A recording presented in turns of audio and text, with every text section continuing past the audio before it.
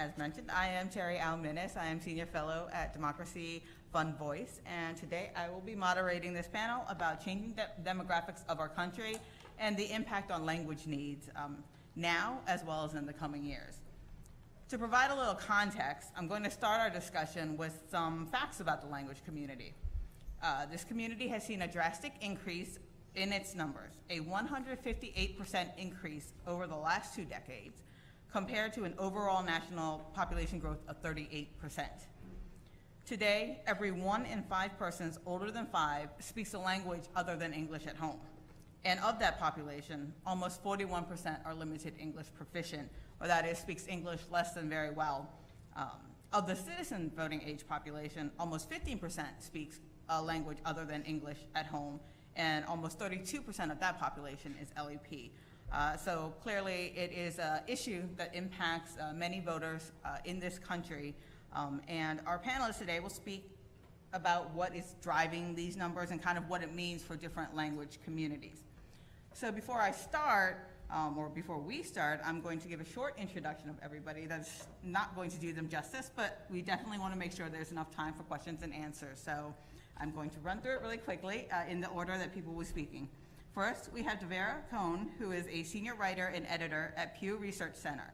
G studies and writes about demographics in the United States, especially the census, and was a Washington Post reporter for 21 years. Next, we'll hear from John Yang, President and Executive Director of Asian Americans Advancing Justice, AAJC. An experienced attorney with over 2 decades of policy, litigation, and corporate expertise, he most recently served in the Obama administration as Senior Advisor for Trade and Strategic Initiative at the U.S. Department of Commerce. Third, we have Andrea Senteno, Legislative Staff Attorney with MALDEF's Washington, D.C. office. She is responsible for the organization's federal public policy portfolio efforts on immigrant rights and voting rights. And prior to joining MALDEF, Andrea spent time at Latino Justice ProDef and the Office of Immigration Litigation within the Department of Justice. And finally, we will hear from Jim Tucker, Pro Bono Voting Rights Counsel to the Native American Rights Fund. He is an attorney with the law firm of Wilson Elser and serves as an adjunct professor at UNLV's William S. Boyd School of Law, where he teaches courses on voting rights and election law. And with that, I'll turn it over to you, Dee. Thank you.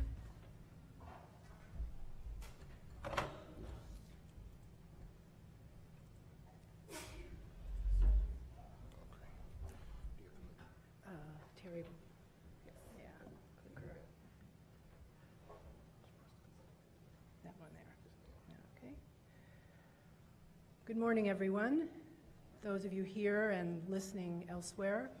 I am glad to be here to be the setup speaker for my fellow panelists who will give you more detailed information. My job here is to present, I think, the big picture as far as immigration and some trends about language use for the entire population.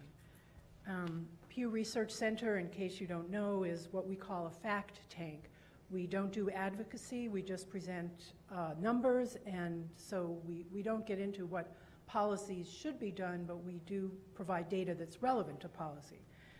So with that, let me just start by talking about the role of immigration in population growth in recent years. This first slide shows you, going back from 1965 to the present day, that immigration was, in fact, the major player in U.S. population growth. I start with 1965 because, for those of you who aren't aware, that was the year that an important law was passed that opened up the possibility of immigration to people from a wider variety of countries than those mainly that had sent people in the past, that is, Europe. Most of the increase in our population since 1965, as I said, was due to new immigrants, to their children and grandchildren. Looking ahead to the next half century, Pew Research Center projects that nearly all our nation's population growth will be due to immigrants arriving from 2015 onward and to their children and grandchildren. Of course, I need to say these projections are based on current trends. If our policies and laws change in a way that affects immigration flows, of course, we'll adjust our numbers. So our population now is about 320 million or more or less. We project it would grow to by 117 million by 2065, and nearly all of that, 103 million, will be due to immigration. This slide shows the growth of the immigrant population, that is, people born in other countries, from 1850 to the present time, and then projects it forward, that's the dotted line, to 2065. The line really starts rising after 1965, as you can see, and continues. We project the total eventually will reach about 78 million by 2065, compared with today's 45 million or so, again, assuming current trends continue. My next slide shows the share of the population that's foreign-born, another very important number engaging the impact of immigrants on our society. You can see it rose quite rapidly in the late 1800s and early 1900s, fell sharply after passage of restrictions on immigration in the 1920s, and then began rising again after 1965. The immigrant share of our population is now just below its peak around the turn of the previous century, and we project it'll rise above that level in the decades to come, again, assuming current trends continue.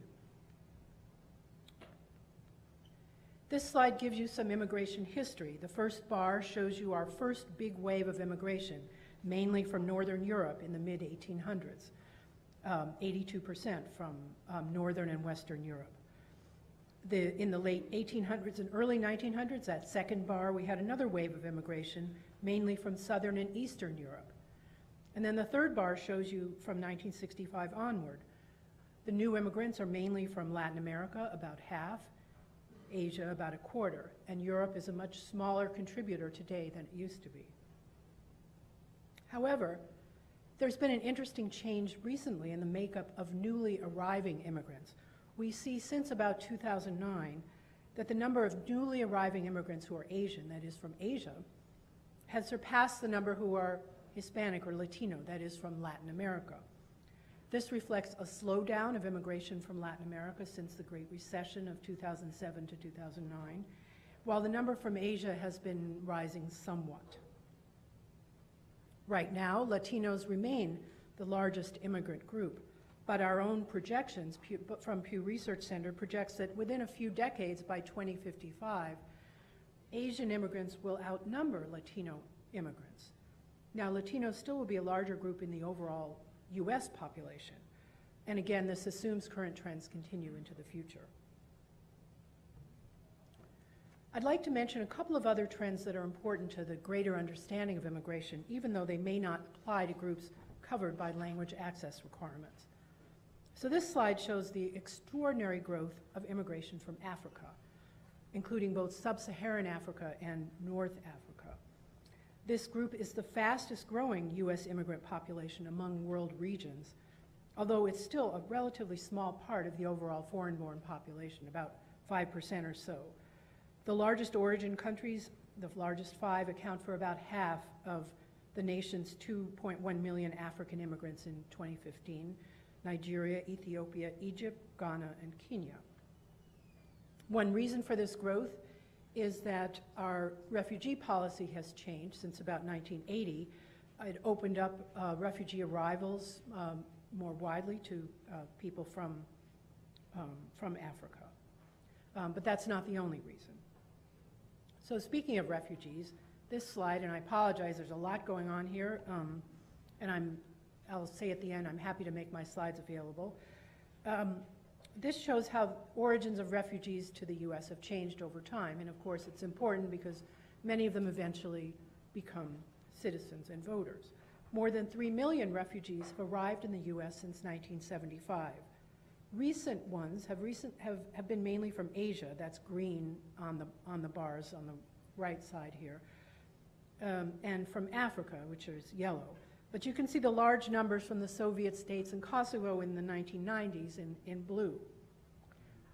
If you want to look more deeply, if you don't want to get my slide, you can go to our website, pewresearch.org, and just type in refugees in the search bar. Overall, immigrants represent a wide variety of backgrounds. And here I'll talk about their educational achievement. That matters a lot because, of course, educated people are more likely to be proficient in English. So this slide looks at recent immigrants, those who came to the U.S. in the last 5 years or so. As you can see, their educational profile is rising.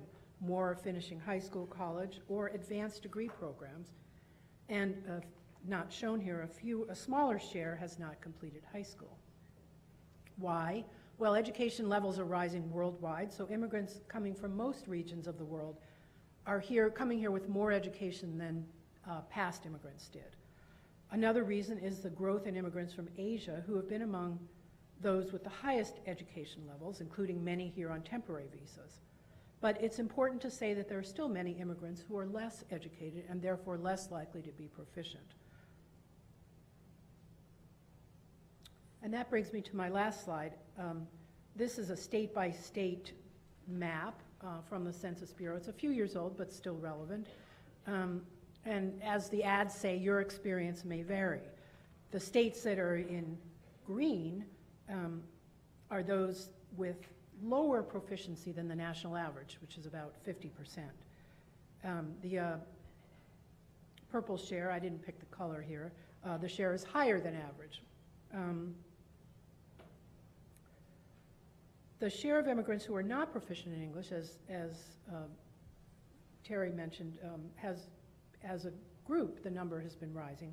But the share of immigrants who are not proficient rose sharply in the 90s, went up somewhat in the early 2000s, and has stabilized in the last few years. Those who don't speak English very well also include some who are born in the United States, about 3 million adults. We have more information available on all of this on our website, and if anyone would like my slides, feel free to email me at dcohn@pewresearch.org. Thank you.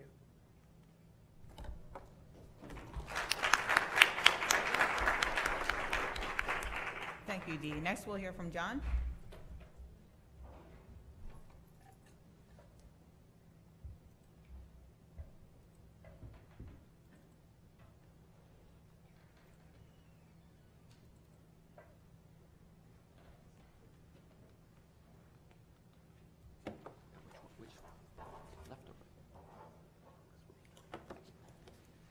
Thank you. Good morning, everyone. First of all, I'd like to thank Terry and Democracy Fund Voice for hosting this and supporting all of this work, because it really is important work. Sometimes we don't think about it, especially in off-year elections, but it's the ideal time to really start thinking about this now, whether we're talking about gearing towards, here in Virginia especially, there's a gubernatorial election, but as we think about midterms, as we think about the presidential election of 2020. As Terry said, I am John Yang. I'm the Executive Director of Asian Americans Advancing Justice, AAJC. So I was going to talk a little bit of demographics as it relates to the Asian American community. Dee did a good job of providing an overview, and so you'll hear a little bit of overlap, and I'll try to expand a little bit with respect to the Asian American community. First place to start, and I apologize that we're going to throw a lot of data at you, and I think all of these will be made available. With respect to the Asian American community, Dee provided a good starting point, which is our community came to the United States in exponential numbers starting in 1965, or shortly after 1965, after the Immigration and Naturalization Act. Before then, there was always a number of Asian Americans, Chinese, Japanese, especially working on railroads, working in plantations, actually. But it wasn't until 1965 that you saw the exponential growth.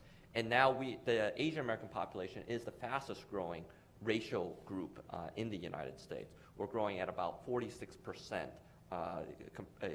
46%. So in terms of actual raw numbers, based on the 2010 census, Asian Americans are about a little bit over 17 million in the United States. The projection right now is probably about 19.1 million. With respect to the different Asian American groups, now when you say Asian American, that encompasses a large number of different groups. It's certainly not monolithic. The largest groups remain Chinese, Filipino, Indian, Vietnamese, and Korean. Those are sort of the top 5 groups. With respect to Chinese Americans, or I should say Chinese residents in the United States, we're looking at about 38 million, I'm sorry, 3.8 million. But in terms of growth rates, the South Asian countries, Bangladesh and Pakistan, are rapidly growing areas. We've seen a doubling of their populations from 2000 to 2010. So whenever you're talking about Asian American, it's also important to break that down a little bit into individual groups. With respect to the geographic diversity or the geographic spread of Asians in the United States, it actually is quite large. On one hand, you always think of the coast, especially California and New York, and obviously Hawaii presents its special case. And certainly you will see on these charts that California and New York are certainly at the top of the list. But what people don't recognize is the number of Asians that are actually in a lot of other states. Texas is high up there. New Jersey is high up there. In fact, if you look at the number of states that have over 225,000 Asian Americans, actually a number of those states are in the South, including Virginia, including Georgia. Obviously, I've mentioned Texas, Arizona. And then if you look at the growth rates, that's the other interesting aspect, is it really is rapidly growing, again, in the non-traditional areas. Nevada, North Carolina, Arizona are at the top of our list. Certainly Georgia and New Hampshire, which people don't think of that often, is another area where Asian Americans are growing quite rapidly. And then if we break that down a little bit, in terms of sort of the numbers that are, foreign-born versus the numbers that have been naturalized, Asian Americans represent about 60% of Asian Americans are foreign-born. Actually, if you talk about Asian Americans or their direct relatives that are foreign-born, then that number jumps to over 90%. So again, the Asian population is largely an immigrant population. I mean, when I say largely, vast majority. In terms of our population, about 57% of Asians are citizens in the United States, which is a fairly significant increase from the year 2000. In the year 2000, only about 50% of Asians in the United States were citizens. Again, we could look at it in terms of detailed groups, and you'll see pretty large differences in terms of numbers that are foreign-born. So at the top of the list, you see Sri Lanka and Malaysia as the top Asian residents in the United States that are foreign-born at over 70 or almost 75%. At the bottom of the list, so to speak, would be the Hmong Americans and Japanese Americans, of which are less than half. Those are the only two Asian populations where less than the half of the Asian population is actually foreign-born. And then in terms of the numbers that have naturalized, you'll see again at the top of the list are Vietnamese Americans. Vietnamese Americans have naturalized at over 75% rate. So the number of Vietnamese that have come to this country have gotten the path to citizenship and have naturalized is quite high. At the bottom of the list is Japanese and Malaysian. Now, the Japanese population presents a special case, though. You have to sort of recognize this. There's, again, a number of Japanese Americans that have historically been in the United States that represents a pretty large population as well. Now, where we really start talking, where it really becomes important is language and language proficiency. In terms of the number of Asians that speak a different language in their home, over 3/4, this is the highest population of any of the racial groups. 77% of Asians will speak a different language in their home.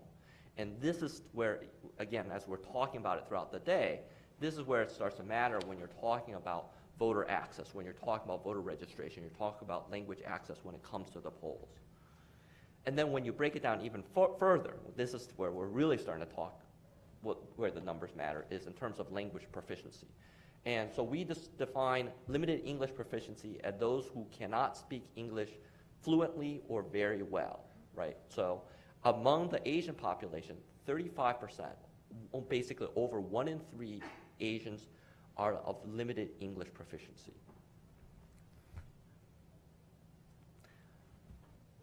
Then you break that down a little bit further is what we call sort of linguistic isolation.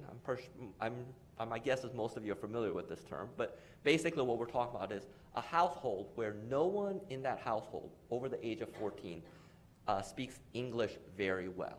And within the Asian population, again, we have the highest proportions. It's 20%. Actually, Asians and Hispanics are in that same range. So, if you're talking in practical terms, in your household, you have no one that can help you if you have any sort of language difficulty. We have to put that in context again, in the sense of, there are different population needs.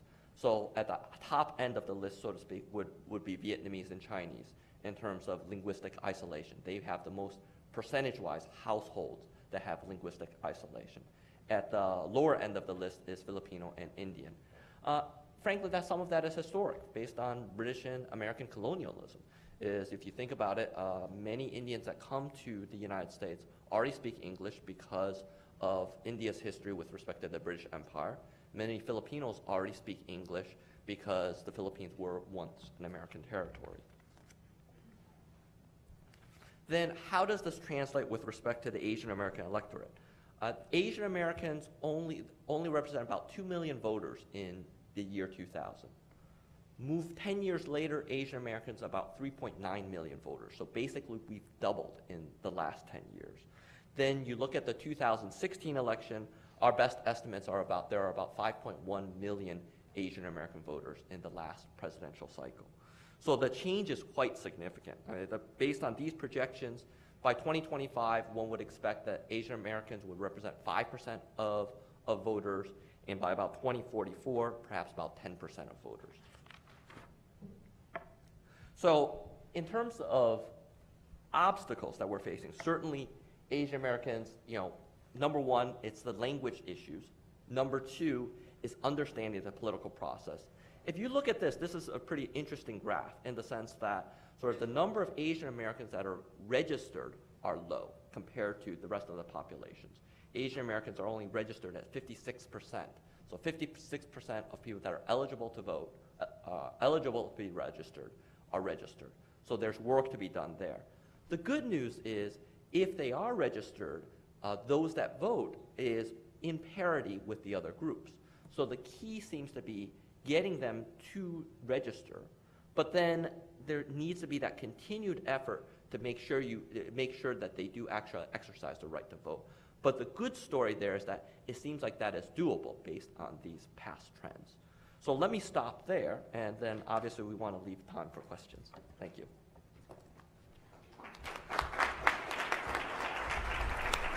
Thank you, John. We'll hear from Andrea next.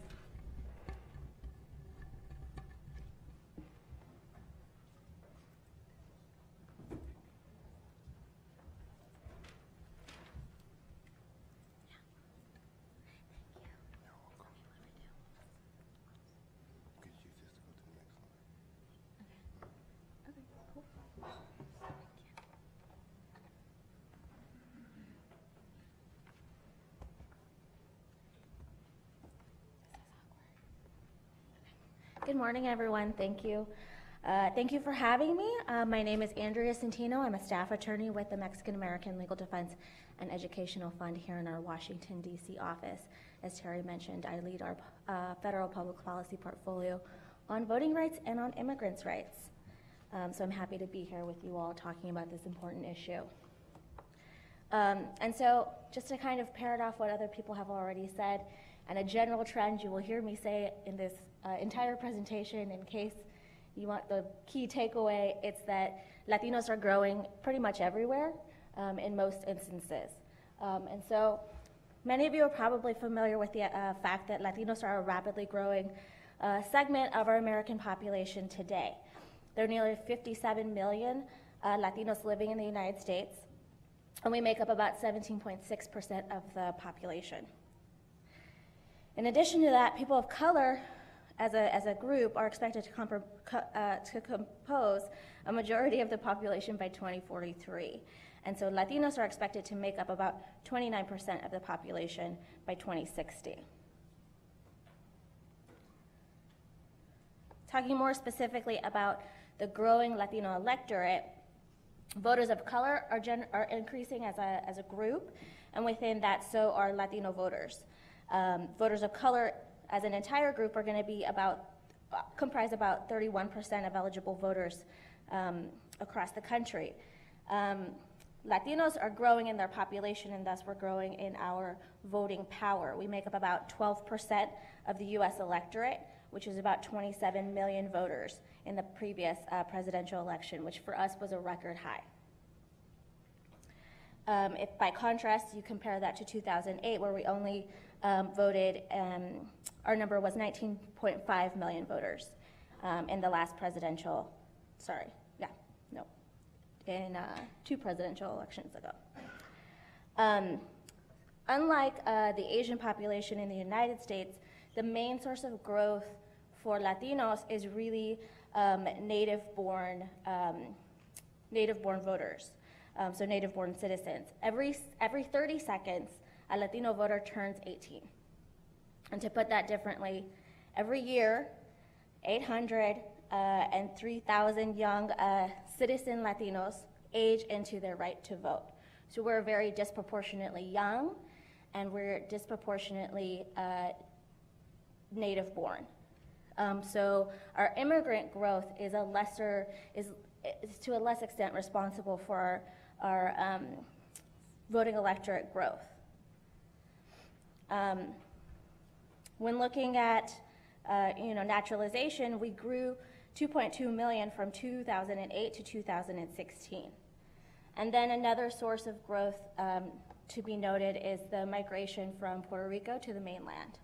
And this is a particular unique importance to Florida, where between 2008 and 2016, 227,000 Puerto Rican adults moved from Puerto Rico to the U.S. mainland, making them now eligible to vote in our general presidential elections, which is where you saw a lot of the influx of Latino votes for Florida and how that played out on a national scale. So there in the 2016 election, 20.2% of eligible voters in Florida were Latino, which was a rise from 2012 from 17.1%. So in the same vein that we're growing as a population, we're growing as a voter base, we're also growing in our geographic diversity. So our growth isn't just limited to the traditional areas that we have tended to be historically, which is California and Texas. If you see from this graph, the top states with Hispanic population obviously do include California and Texas, but go down to Florida, New York, Illinois, Arizona, New Jersey, Colorado, New Mexico, and Georgia. And so over the last decade, some of our largest population increases for Latinos have been really in the Southeast and in other parts of the country. For instance, from 2000 to 2011, Alabama experienced the most rapid growth of Latinos in the U.S., with an increase of 158%. And then if you look at the county level, which is in that chart, so the counties with the fastest growing Latino populations were in counties that you probably traditionally wouldn't have think of as being Latino heavy. And those are in North Dakota, Alabama, Georgia, Pennsylvania, Louisiana, South Dakota, and Utah. In other areas of unlikely growth, Latinos made up 6.4% of eligible voters in Virginia and 5.6% of eligible voters in Georgia.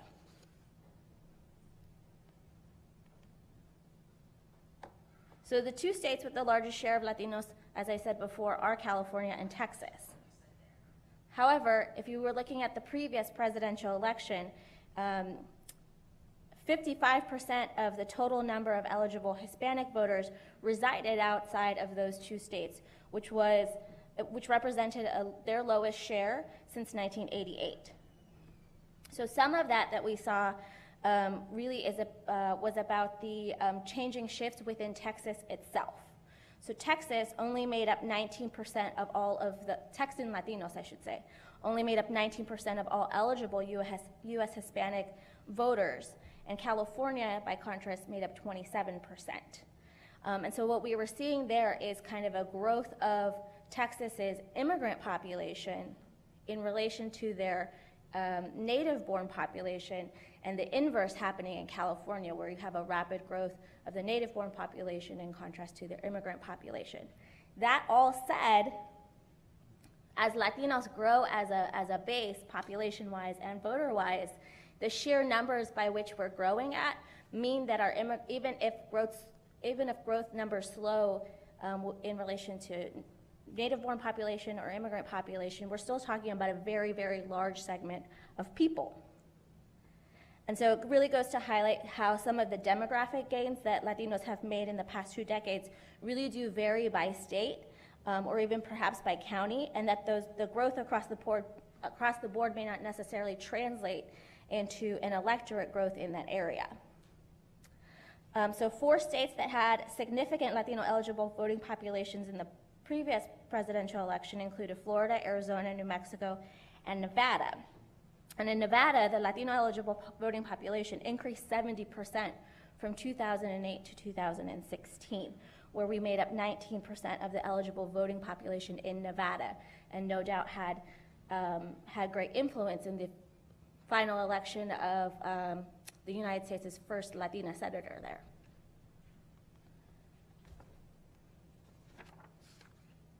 So, given all of that, our electorate is changing in a lot of different ways. There's an increasing number of Latino voters who are now college educated.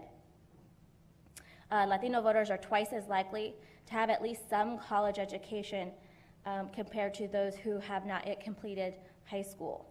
And that's at 48, today it would be 48% of Latino voters have had some college education, compared to 36% in 2000. And so the educational trends of Hispanics attending college also relate to our language proficiency.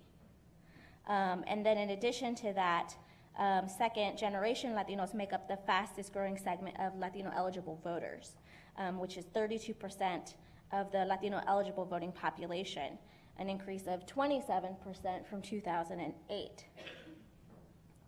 And so again, the growing theme of this, or the continued theme of this, is simply that as we grow in all of these different segments, while our native-born population is growing more rapidly, doesn't mean that our immigrant population isn't growing. And so if you look at that, while the percentage share that they comprise of has hovered in the past recent history at around 25%, the number of those immigrants continues to rise as we become a larger population base. So I'll just quickly touch on our English proficiency. So Latinos and Latino eligible voters are becoming more English proficient, and some of that is in relation to the greater educational attainments that we're making. And so that's something to note. As of 2014, 68.4% of all Latino eligible of all Latinos were English proficient. And this is important to us because Spanish is still a very, very popular language. It's the second most used language in the United States, and 13% of the population speaks Spanish at home. And then in terms of elections and what we're seeing, and I know Naleo may touch on this later, but 5% of the calls that they received in the most previous presidential election were related to a lack of language assistance. And there's still areas across the country with high Latino populations that suffer from English proficiency. And so if we looked at the incident in the Nevada Democratic Caucus and the lack of Spanish interpreters and translators and what that meant for the process itself, it became very chaotic and confusing and isolated people from participating. And so it continues to be a real issue for our community. And I know people will touch on this later. I just want to note that, you know, when looking at language accessibility in these new areas, one good example to look at might be Gwinnett County in Georgia, where we have experienced rapid growth in terms of the Latino population and Latino eligible voters. And so they were just listed, newly listed on the list of Section 203 jurisdictions that now have to provide language assistance in Spanish. And so I will end that with just saying there are still a lot of challenges to Latino turnout and Latino participation. Some of that is related to, you know, our lack of familiarity or experience with the process. Language assistance helps us build that and helps build knowledge within our community. Another element of that is our low rate of naturalizations among Latinos, which relates to various different factors, cost, accessibility to legal representation, and what have you. And then lastly, the barriers to naturalization themselves are really a challenge for the Latino population as we grow, as it serves to stunt our political influence. And so I'm happy to answer questions in the question and answer portion.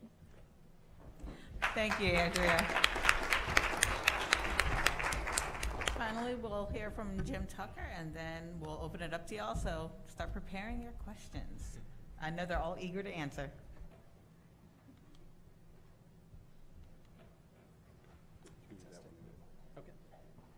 Good morning, and first of all, I wanted to thank the Democracy Fund and the EAC for hosting this event again. It was a great event last year, and I'm sure this year is going to be really build on that because this is very important, again, using this as an off-election year. What I'm going to do is just taking up the theme, focusing on Alaska Natives and American Indians. The population group I'm going to talk about is different from the other two you've heard about in a couple of key respects. One is 100% of the population is native born, so we're not dealing with a large immigrant population. The other thing that's very unique about the AIAN population is that it's a little schizophrenic in a very important respect. It's one of the fastest growing population groups.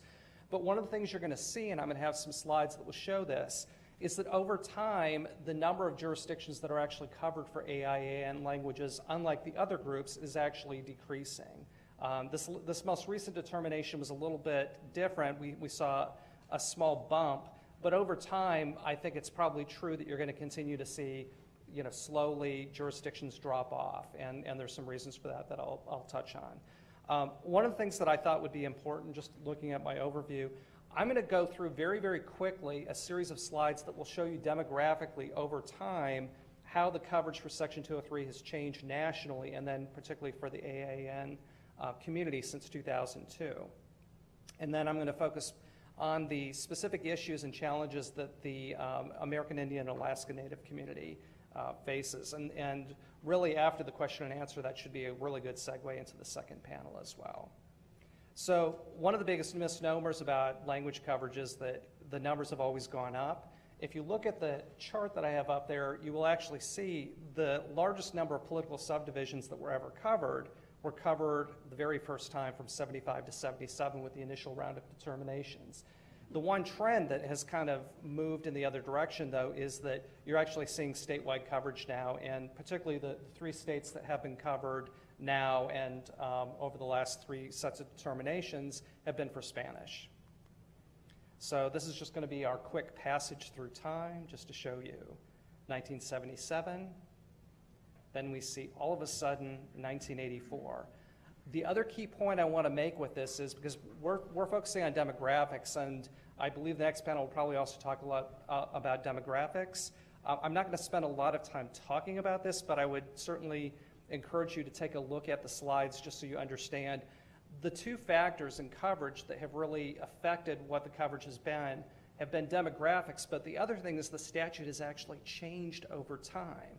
And those changes have been very significant. One of the things that you saw in 1984 was Congress added the limited English proficient requirement. In other words, when you're looking at people for purposes of coverage, you're not focusing on 5% of a language group, a single language group, who are U.S. citizens and over the age of 18, but you're also making sure that those people actually have to be limited English proficient. So what that ended up doing, just going backwards, is you can see literally half of the states, half the political subdivisions went away. And it was designed to do that. That was actually the purpose of the Nicholas Amendment. So just keep that in mind. 92, again, you see a slight increase. But just in terms of the states that are covered, but you actually saw a pretty dramatic increase, and the reason is because we had some significant updates to the Voting Rights Act in 1992. One was the addition of the 10,000 limited English proficient requirement so coverage could actually be not just based on 5%, but it could also be 10,000 or more, and that affected most directly both Asian Americans and for Spanish coverage. The other coverage trigger that was added was the reservation trigger, and that resulted in dramatic increase for American Indian and Alaska Native coverage. So moving forward in time, you see 2002. For the first time, you see states covered in whole for Spanish. 2011, different states are covered. New Mexico dropped off. Florida added on. And then, of course, the 2006, you have to keep in mind that we had some significant updates in the Voting Rights Act Reauthorization Act. The most significant one was that we went to 5-year determinations using American Community Survey data on a rolling basis. This is a bit of a two-edged sword. It has generally benefited coverage. It's generally something that's actually made the statute easier to defend in court because we're having more regular determinations. It also has meant that jurisdictions kind of keep up with census data because 10 years was too much. If you had emerging population groups, oftentimes you'd have a group move in and they would have to wait 8 or 9 years before they would become covered. This ensures that the coverage happens much more quickly. But the problem is, and the issue that we've had with the American Indian and Alaska Native community, and also smaller, more rural populations of both Asian Americans and Latinos, is that the ACS data has some limitations when you're talking about very small population groups, particularly sparsely populated rural areas. You just simply don't have a large enough sample size that the determinations may catch all of the jurisdictions that should be covered. And so again, you see basically, and this, I won't spend much time on this, this is what the next panel will talk about, but this is where we're at today as a result of the 2016 determinations issued in December. And so, again, just kind of picking up on the theme of American Indian and Alaska Native coverage, you can see over time in 2002, you had quite a bit of coverage. I want you to focus in particular on South Dakota. You will see 18 political subdivisions, counties covered. Boom, 2011. It dropped from 81 political subdivisions down to 33. And this was a direct result, kind of a combination of two things. One is that we do have a lot of elders who are limited English proficient who are dying off. That was part of the attrition that we expected to see. But the other piece of this, of course, was that there was an undersampling issue with the census data. And so in 2016, you saw a slight bump. Part of this was because we had connected with the Census Bureau. We had encouraged them to address the undersampling issue. And what you ended up seeing was basically a doubling of coverage in Alaska. Sorry about that. You'll hear a little bit more about the challenges that Alaska faces given the number of native languages that are covered. And then a couple of other jurisdictions were added. And so this shows you basically the languages, the American Indian and Alaska Native languages that are covered by ranking. You can see Navajo continues to be the largest. It's certainly the largest in terms of pure numbers. Yupik is actually the second largest in terms of raw numbers, even though you see a little bit further down the list at number 3. And so again, I've kind of talked about the two main factors that you've seen in the dropping off of coverage over time. One has been just some of the attrition we would expect to see with a lot of the limited English proficient elders who drop off, who pass on, and then of course we have some of the issues in terms of undersampling. The other couple of points I wanted to make is John had mentioned that one of his slides showed that approximately 28% of the American Indian Alaska Native community speak a language other than English at home. The other interesting statistic with that is that 2/3 of those speakers actually live on reservations or in native villages. The other challenges that you will see with the native language groups that you don't see with the others are these are the only language groups that are actually in a government-to-government relationship with the United States. Tribal sovereignty is a huge issue. It tends to oftentimes be used as a means to discourage people from participating in non-tribal elections. We're dealing with groups that largely, when you're talking about the limited English proficient populations, they live in very geographically isolated areas. They live in very linguistically isolated areas. And they also, just to compound all of these challenges, of all the racial and ethnic groups, they have the highest poverty rate of any group at 26% below the poverty line.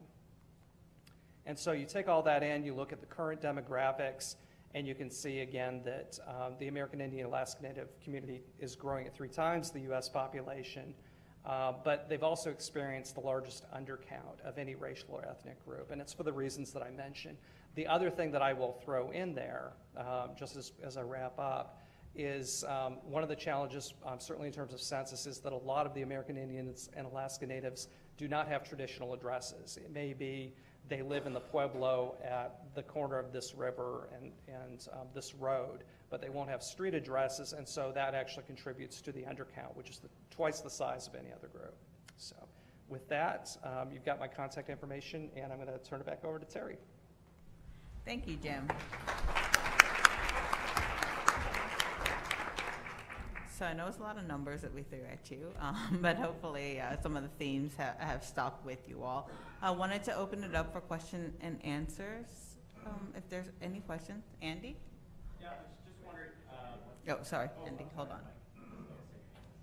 Hi, Andy Kang, Asian Americans Advancing Justice Chicago. I was just wondering, based on that presentation we just had, and thank you for that, I was wondering if anyone had tracked the data of jurisdictions that have fallen out of 203, whether those election authorities chose not to continue their language assistance programs for those languages, or has it become so entrenched and they've sort of learned how to do it that they've chosen to continue voluntarily? Thank you.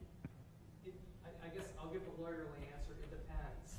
What we've actually seen is that it depends on the jurisdictions. We're actually going through that right now. We're working with some of our coalition partners in Arizona because we saw the Tohono O'odham language drop off in Pima and Maricopa counties, which is a very, very large LEP population, but they weren't covered under the most recent determinations. And all indications are right now the election officials are going to let it fall by the wayside. But we expect that we're going to try to work with them directly to bring them back in and provide that key service. I will also say that we're going to have some election administrators, I know, in some of the later panels, and you already heard it with Fairfax. There are a number of jurisdictions that voluntarily will provide those services even where they continue not to be covered, and in some cases they're anticipating coverage. LA County and San Francisco County are two really good examples from California. I know, for example, San Francisco County actually provides language assistance in Russian, which will never be covered by 203 because it's a European language. A quick follow-up. Adrian Fontes, I am the Maricopa County Recorder, so I'm the election official that's not going to let it fall by the wayside, by the way. But we are, so I'd love to chat with you a little bit more about that. We are actually right now working directly with the tribal authorities on the O'odham Nation to make sure that they get the services as required. But certainly we are working with that tribe and with some of the other nations that we cover. So I'd love to chat with you more specifically about what we can do, kind of to work together to make sure that those folks get served as necessary.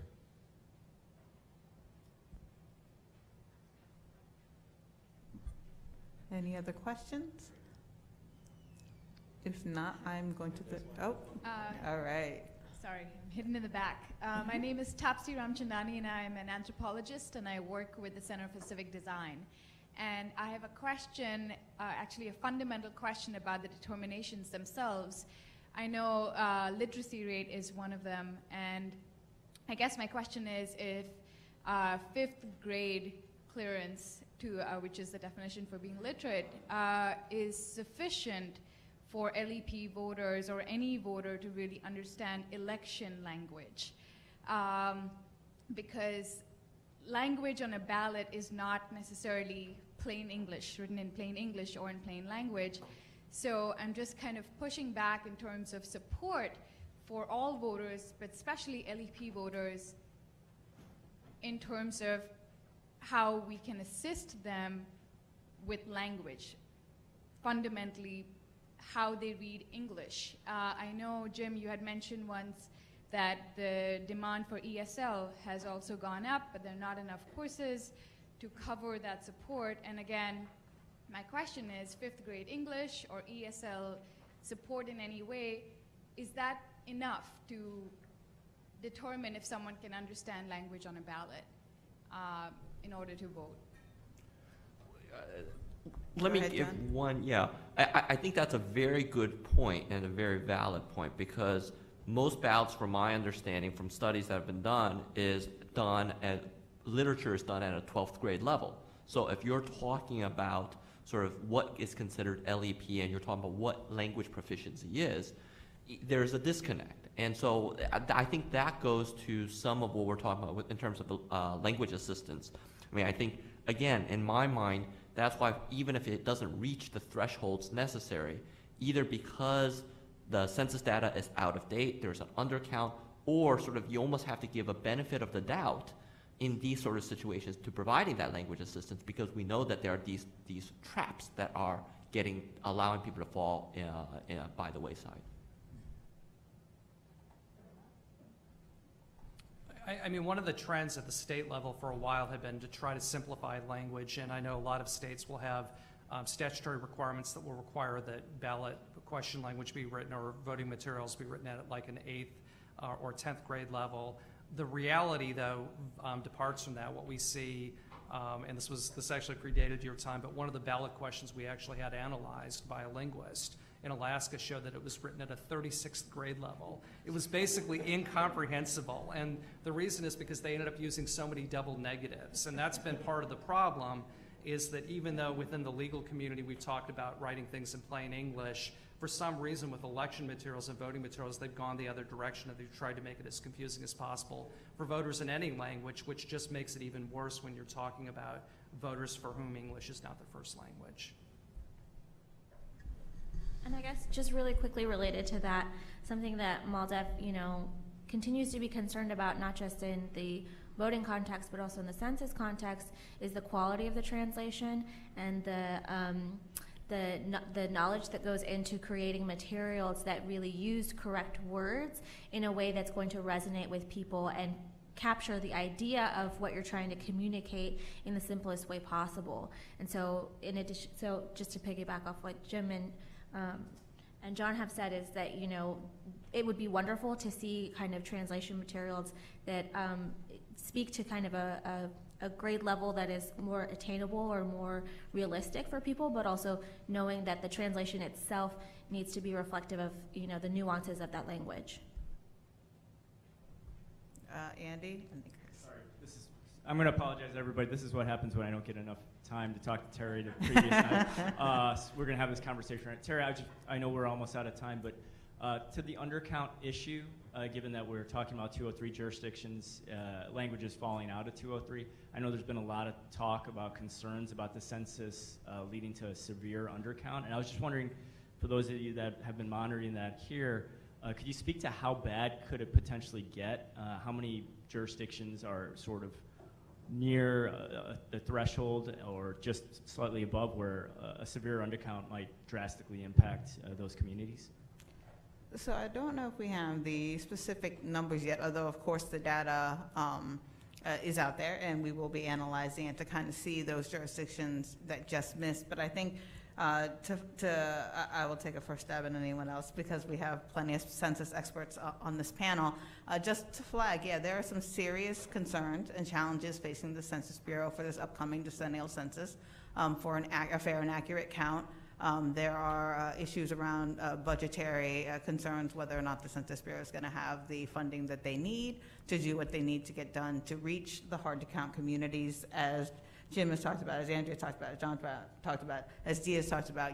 These are the communities that are not going to be easily counted. And so to the extent that the funding isn't there for the Census Bureau to have robust partnerships, robust communication plan, fully test their methodology.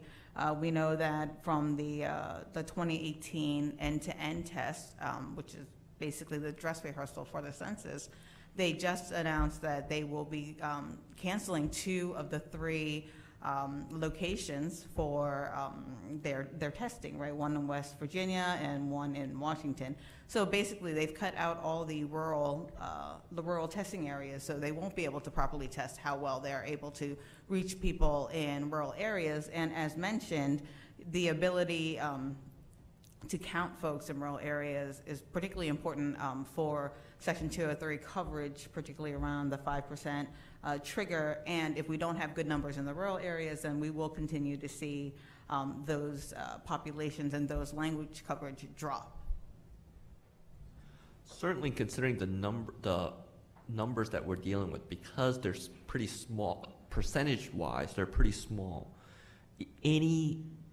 I don't even want to say significant, but material or whatever lawyerly word you want to use, undercount is going to make a huge difference. And Certainly from our perspective, the other thing that we should be looking at is to make sure we have a census director. Right now, we don't have a census director. And we need to have a census director that is professional, that is nonpartisan, that knows the importance of it. As Tom Sines at MALDEF has often said, we don't get a do-over on this. And so we got to get this right. And in order to get it right, you need to have it start now. You need to do the preparation now.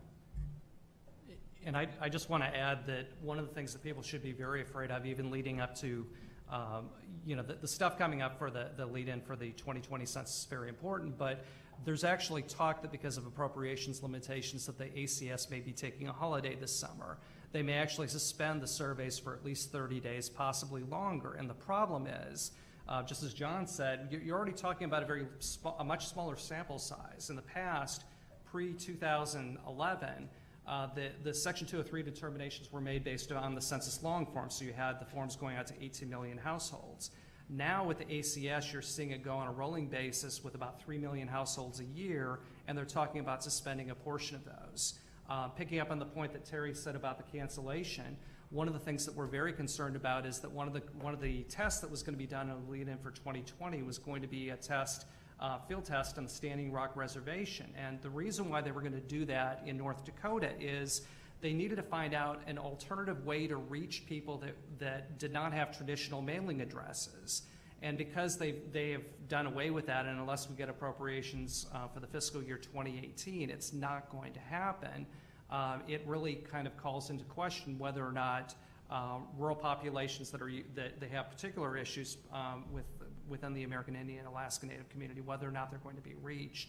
I do think, unfortunately, and this, I'm sure my colleagues will probably confirm this, that what may end up happening with a lot of the outreach is it's going to end up resulting in a lot of self-help of non-governmental organizations to basically try to fill in the gaps. It's not a role that we should have to do statutorily. It's something that the Census Bureau should do, but it may just be a reflection of the budgetary environment that we're in.